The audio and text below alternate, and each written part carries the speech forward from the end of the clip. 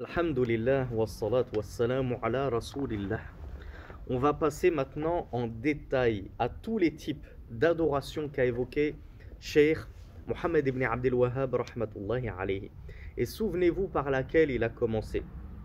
Il a commencé par un type d'adoration qu'un grand nombre de personnes ne savent même pas que c'est une adoration. Lorsqu'on lui parle de ça, il se dit ben ouais, et après c'est pas une adoration ça. J'adore pas Allah comme ça. Pour moi, adorer Allah, c'est prier de longues rak'ah, c'est jeûner toute la journée d'été. Cette adoration, c'est l'invocation. Et oui, l'invocation est une adoration. Alors là, on va voir les preuves de cela. Dans le cours précédent, on avait vu deux preuves du Coran. La première, c'est qu'Allah subhanahu wa ta'ala avait dit wa anna al-masajida lillahi fala tad'u ma'allahi ahadan.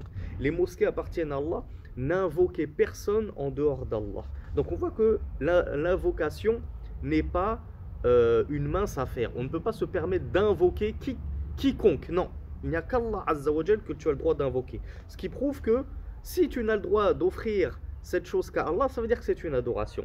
Le deuxième verset qu'on avait vu, et qui le prouve encore plus, c'est qu'Allah Azza wa Jal nous dit وَمَنْ يَدْعُ مَعَ اللَّهِ إِلَهًا آخَرَ لَا بُرْهَانَ لَهُ بِهِ فَإِنَّمَا حِسَابُهُ عِنْدَ رَبِّهِ إِنَّهُ لَا يُفْلِحُ الْكَافِرُونَ. Allah nous dit, et quiconque va invoquer avec Allah une autre divinité, alors qu'il n'a aucune preuve à ce sujet, eh bien son compte ne reviendra qu'à son Seigneur, et certes ne réussissent pas les infidèles. Donc on avait dit que la fin du verset est la conséquence du début du verset. C'est-à-dire que pourquoi Allah les a qualifiés d'infidèles? Parce qu'ils ont invoqué en dehors d'Allah un autre. Ce qui prouve que l'invocation c'est une adoration, parce que tu ne deviens infidèle que lorsque tu tombes dans le polythéisme, l'idolâtrie.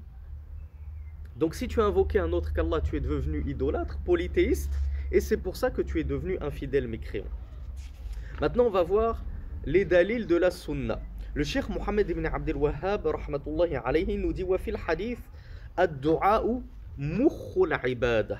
La dua, c'est l'invocation, c'est la quintessence, c'est le summum de l'adoration.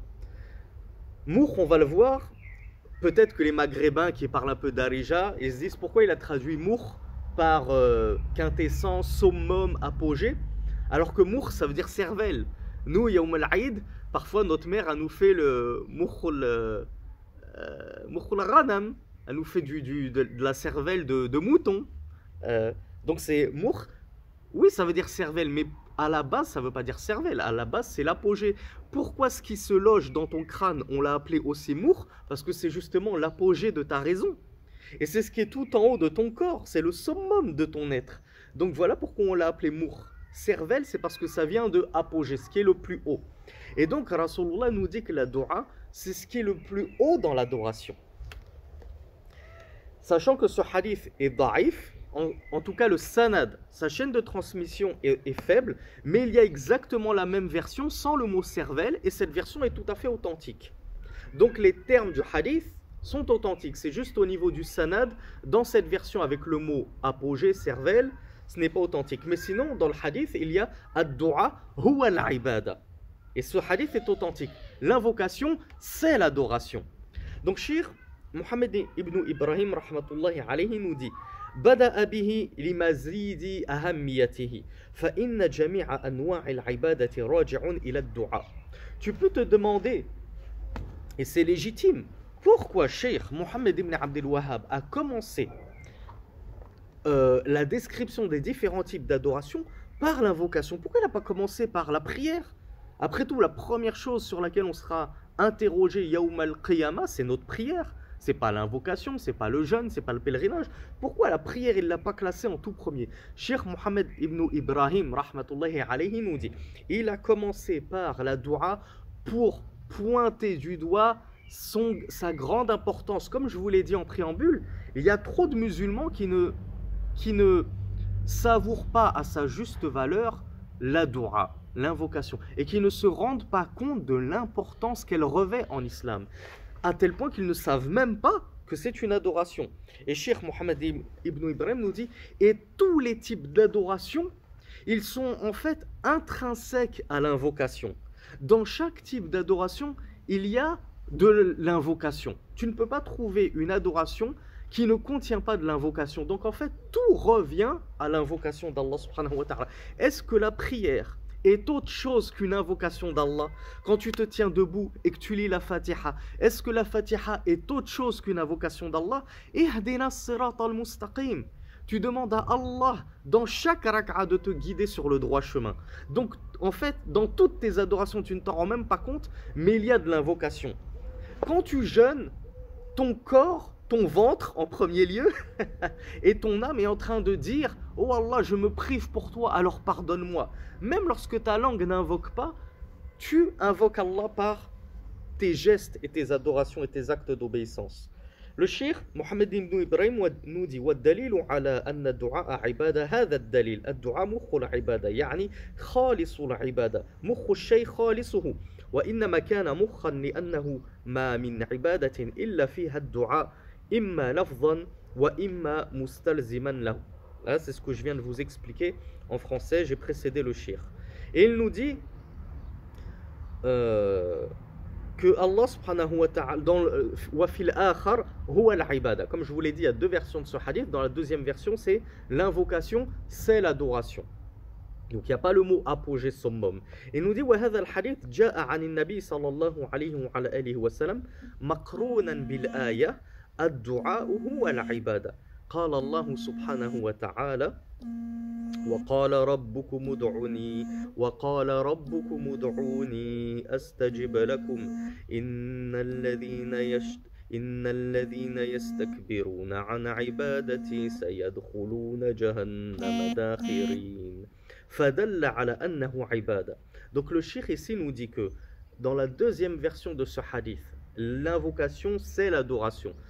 Ce hadith il est venu jumelé à un verset. Le prophète a lu un verset avec ce hadith, et ce verset c'est et votre Seigneur a dit invoquez-moi, je vous exaucerai. Donc déjà Allah subhanahu wa ta'ala a employé ce qu'on appelle en arabe siratul amr, l'impératif, et on l'a vu dans de nombreux cours précédents, l'impératif dans la religion, dans le langage coranique et prophétique implique, sauf qu'à contraire, l'ordre, l'obligation.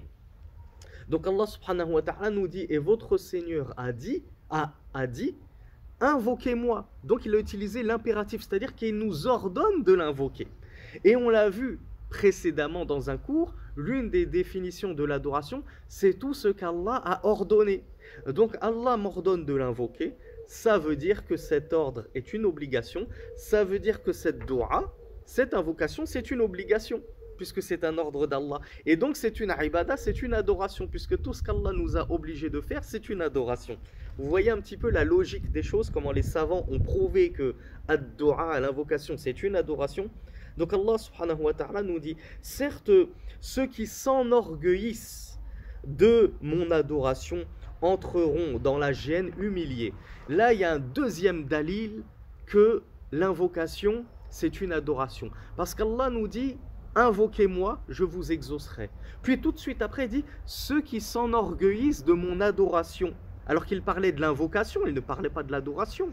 Donc pourquoi ensuite il dit pourquoi au lieu de dire ceux qui s'enorgueillissent de m'invoquer entreront en enfer? Non, il a dit ceux qui s'enorgueillissent de m'adorer, de mon adoration entreront en enfer humilié. Ben ça veut dire que cette invocation c'est l'adoration. Et l'adoration c'est l'invocation. Lorsque tu invoques Allah, tu l'adores. Lorsque tu t'enorgueillis d'invoquer Allah, tu t'enorgueillis de l'adorer. Et ta place sera au feu humilié. Donc le cheikh nous dit, ce verset prouve que l'invocation, c'est de l'adoration. Et l'invocation est de deux types. Il y a une dua de demande, de talab. Oh Allah, je te demande de me trouver une femme pieuse. Oh Allah, je te demande des enfants vertueux. Oh Allah, je te demande du travail. Oh Allah, je te demande d'élargir ma subsistance. Oh Allah, je te demande le paradis. Oh Allah, je me réfugie auprès de toi contre l'enfer, etc. Tout ça, c'est dua ou mas'ala. Tu demandes à Allah quelque chose. Et le deuxième type de dua, c'est dua ou ibada. C'est une dua qui est purement adoratrice. Tu ne demandes rien à Allah, mais tu adores Allah par cette dua, par cette invocation. Le cheikh nous dit, فَالْقَائِلُ رَبِّ اغْفِرْ لِي هَذَا دُعَاءُ مَسْأَلَةٌ. Parmi les exemples de la dua de la demande, il y a Ô Seigneur, pardonne-moi. Tu demandes à Allah le pardon. Ça, c'est le premier type de dua. Et dans les textes, le type de dua qu'on rencontre le plus, est-ce que c'est dua, l'invocation de la demande ou l'invocation de l'adoration? C'est l'invocation de la demande. والأول كقوله تعالى فنادى في الظلمات أن لا إله إلا أنت فسمى لا إله إلا أنت دعاء. Allah nous dit parmi les types de première, parmi le premier type d'invocation qui est l'invocation de la ibada, l'invocation de l'adoration, à l'opposé de l'invocation de la demande, parmi ce type d'invocation d'adoration, il y a la parole d'Allah subhanahu wa ta'ala. Il a alors invoqué Allah dans les ténèbres. Souvenez-vous, c'est Yunus, Jonas, lorsqu'il était dans le ventre du poisson. Il a alors invoqué dans les ténèbres, c'est-à-dire dans l'obscurité du ventre du poisson. Oh, il n'y a d'autre Dieu que toi. Donc Allah, Cheikh Mohammed ibn Ibrahim nous dit que le fait de dire La ilaha illallah, tu n'es pas en train de demander quelque chose à Allah, tu dis juste La ilaha illallah. Eh bien Cheikh Mohammed ibn Ibrahim nous dit cette parole c'est une dua de ibada, c'est une invocation d'adoration. Pourquoi? Parce qu'il l'a appelé Nada. Allah a dit Nada. Nada, ça veut dire il a appelé. Et appeler, c'est comme invoquer, nous dit Cheikh Mohammed ibn Ibrahim. Amma thani faqala ud'uni astajib lakum. Quant au deuxième type de dua, les dua de la demande, c'est par exemple la parole d'Allah. Invoquez-moi, je vous répondrai, je vous exaucerai. فإنها وإن فسرت بدعاء العبادة فإنها في دعاء المسألة أظهر.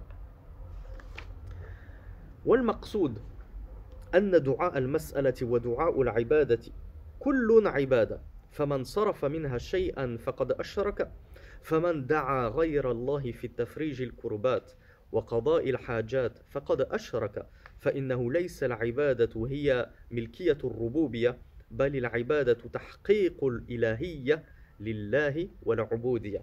Donc là le cheikh nous dit une parole très importante. Ça c'est les propos de Mohammed ibn Ibrahim rahmatullahi alayhi. Il nous dit l'essentiel à retenir, c'est que ce soit l'invocation de demande ou l'invocation d'adoration, les deux sont des adorations de toute façon. Et celui qui va détourner une chose de ceci, que ce soit une dua de demande ou une dua d'adoration à autre qu'Allah subhanahu wa ta'ala, faqad ashraka, il sera tombé dans le shirk, le polythéisme, l'idolâtrie.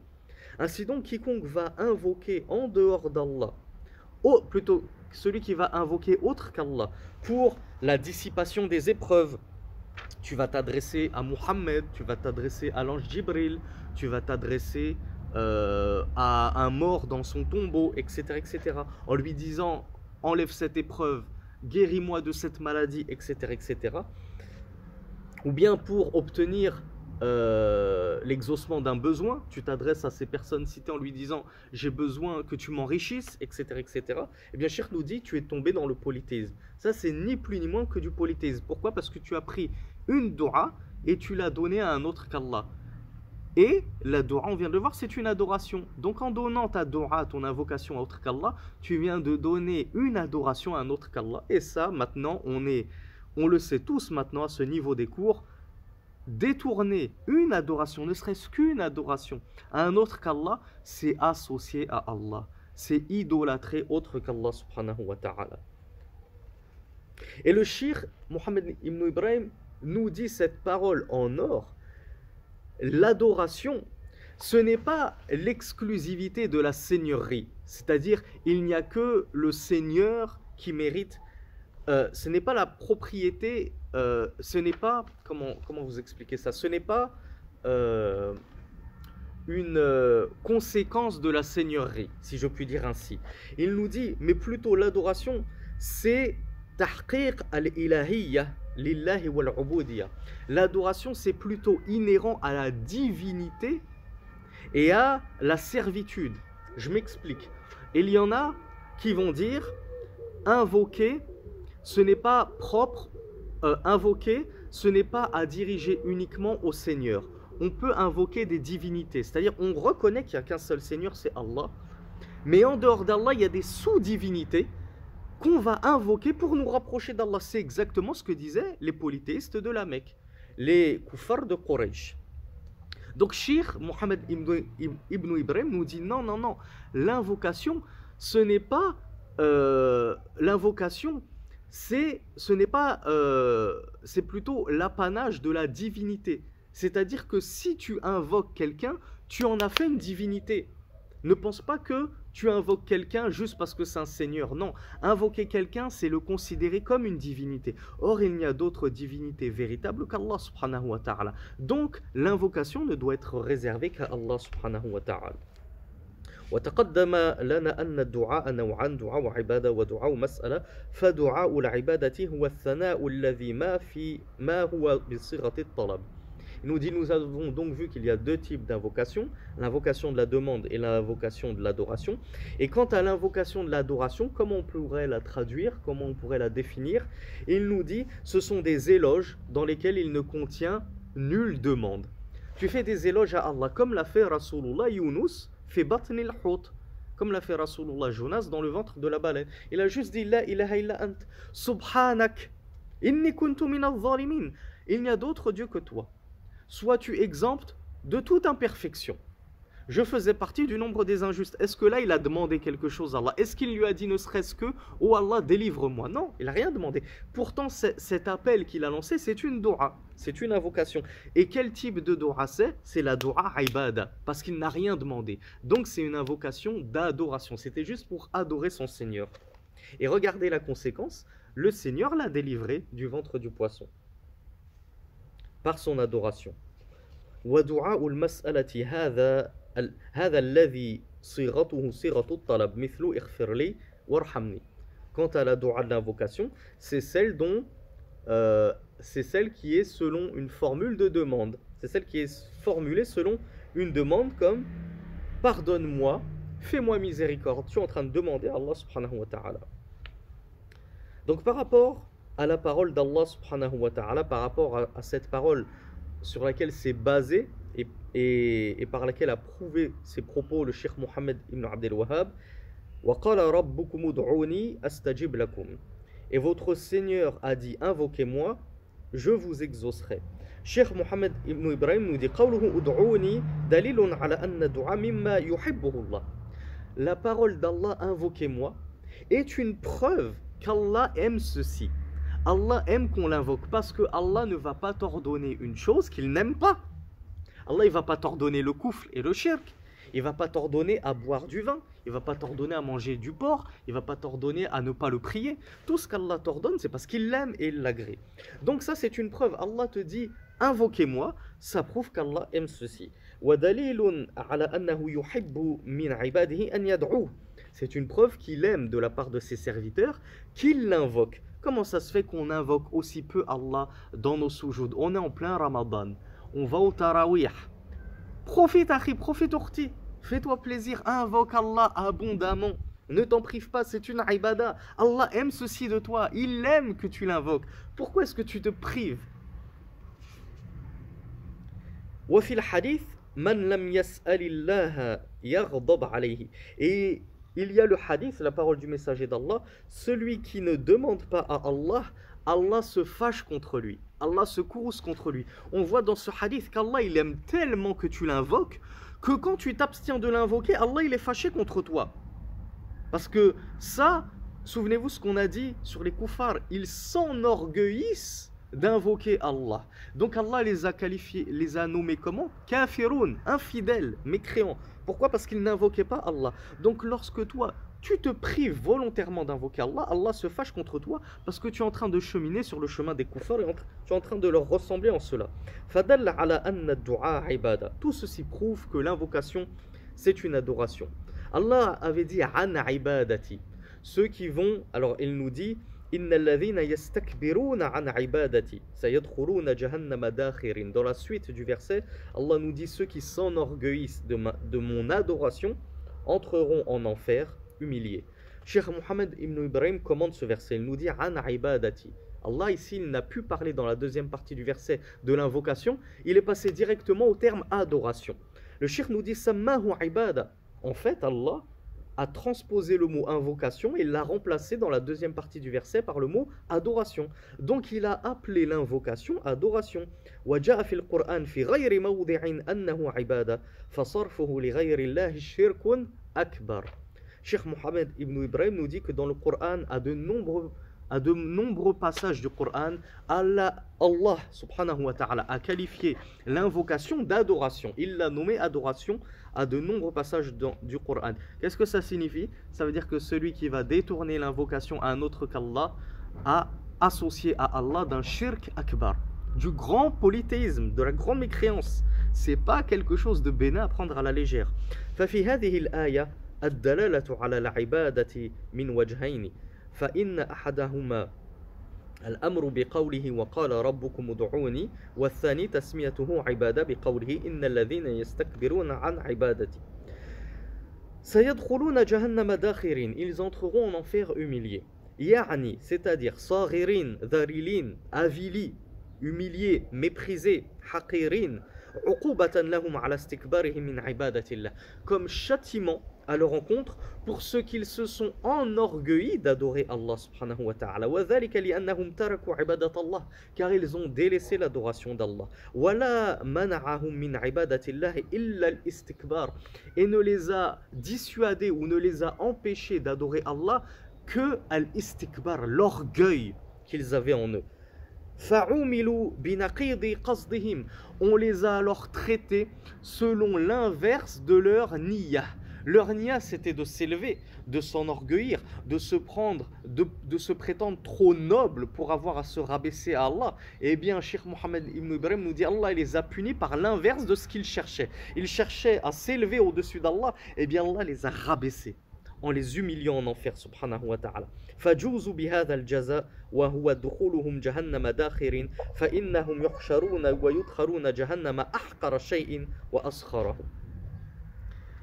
Ensuite, Cheikh Mohammed ibn Ibrahim rahmatullahi alayhi nous dit ذكر الدعاء لكونه المبدوء به في الإجمال ولكونه أهمها وكل أنواعها راجعة إليه. C'est ce que je vous disais en préambule. Le Cheikh Mohammed ibn Ibrahim nous rappelle encore pourquoi est-ce que Cheikh Mohammed ibn Abdel Wahhab a commencé par la dua au lieu de commencer par d'autres adorations comme la prière, comme l'immolation, etc. Il nous dit parce que c'est l'une des plus importantes, l'une des plus fondamentales adorations, et parce que toutes les sortes d'adorations renvoient à la dua, renvoient à l'invocation, contiennent une part d'invocation. Donc là, il récapitule, il y a deux types de dua, comme on vient de le voir. فدعاء العبادة ما ليست صيغته بطلب وأيضا أفعال الجوارح داخلة في هذا الدعاء من الذبح والصدقة كلها دعاء صاحبها سائل في المعنى فإنه ما فعل ذلك إلا طلب من الرب محبوبا له من رضوان الرب. Là, le cheikh va nous parler du deuxième type d'adoration qui est la deuxième type de dua qui est le dua ibada, l'invocation d'adoration. Parce que c'est facile de se représenter la dua ou mas'ala, l'invocation de demande. C'est facile, donne-moi, oh Allah, donne-moi ceci, oh Allah, fais cela, oh Allah, accorde-moi ceci, oh Allah, épargne-moi cela, oh Allah, préserve-moi de ceci. C'est simple. La dua ou ibada, on a plus de mal à la concevoir, la dua d'adoration. Bien, Cheikh nous rappelle que la dua d'adoration, c'est celle qui ne contient pas donc de demande. Et il nous dit, et c'est également les actes des membres. Les actes des membres entrent dans la dua de l'adoration. Il nous dit comme par exemple al-dhabh, l'immolation. Est-ce que l'immolation c'est une dua par ta langue? Non, c'est un acte par tes membres. Est-ce que as-sadaqa, donner l'aumône, c'est une invocation par ta langue? Non, c'est quelque chose que tu fais par tes membres. Mais Cheikh Mohammed ibn Ibrahim nous dit, tout ceci n'en constitue pas moins de la dua, de l'invocation. Il nous dit, son auteur, celui qui va immoler pour Allah, celui qui va faire une sadaqa pour se rapprocher d'Allah, notamment en donnant sa zakat al-mal, qui est le troisième pilier de l'islam, eh bien son auteur, il demande par son cas, c'est-à-dire par son acte, il ne demande pas par sa langue, il demande et il invoque Allah par son cas. Et il ne fait cela que parce qu'il recherche et il demande implicitement à Allah subhanahu wa ta'ala de lui accorder ce qui lui plaît, et en l'occurrence le paradis. Donc lorsque tu donnes ta zakat, lorsque tu fais al-udhiya, le sacrifice de Eid al-Adha, tu es en train de demander implicitement à Allah. Si tu ne le demandes pas par ta langue, tu le demandes par tes actes. C'est tes actes qui traduisent ce que ton cœur a envie de demander à Allah. Tu demandes à Allah par cet acte: oh Allah, pardonne-moi et accorde-moi le firdaus al-a'la, le paradis. Ensuite, je crois qu'il y avait une dernière chose que je voulais rappeler. Non, c'était par rapport au terme mour, où le shir nous rappelle encore une fois que murqul ibada annahu khalisuha fa inna murqa kulli shay'in khalisuhu. Donc pourquoi Rasulullah avait parlé dans ce hadith dont je vous rappelle le sanad est da'if, que l'invocation c'est mour, la cervelle de l'adoration? C'est parce que en fait il ne faut pas traduire par cervelle mais par apogée, summum, parce que mour signifie al-khalisu shay, le summum, la quintessence de la chose. Ainsi se termine notre cours. Alhamdulillah, il était très simple, il était très digeste, mais au moins ça nous aura permis de comprendre que ad-du'a huwa al-ibada, comme l'a dit le messager d'Allah. Invoquer Allah, c'est l'adorer. Ne vous privez pas, barakallahu fikum, d'abonder d'invocations d'Allah subhanahu wa ta'ala, et qui plus est durant ce mois de Ramadan. Et n'oubliez pas que le messager d'Allah sallallahu alayhi wa sallam a dit que le jeûneur jusqu'à ce qu'il jeûne, et dans une version le jeûneur jusqu'à ce qu'il rompe son jeûne, et dans une version au moment où il rompt son jeûne, il a une dua qu'Allah ne lui refuse pas. Invoquez abondamment durant vos jeûnes, invoquez abondamment lorsque vous cassez le jeûne, et on espère qu'Allah subhanahu wa ta'ala exaucera toutes nos du'as. Et parmi les plus importantes à faire, de demander à Allah al-thabat ala dinihi al-haq, le raffermissement sur sa religion de vérité, et qu'il nous accorde le paradis et qu'il nous préserve du feu de l'enfer. Hada wallahu a'lam, wa sallallahu ala nabiyyina Muhammad, walhamdulillahi rabbil alamin, wassalamu alaykum wa rahmatullahi wa barakatuh.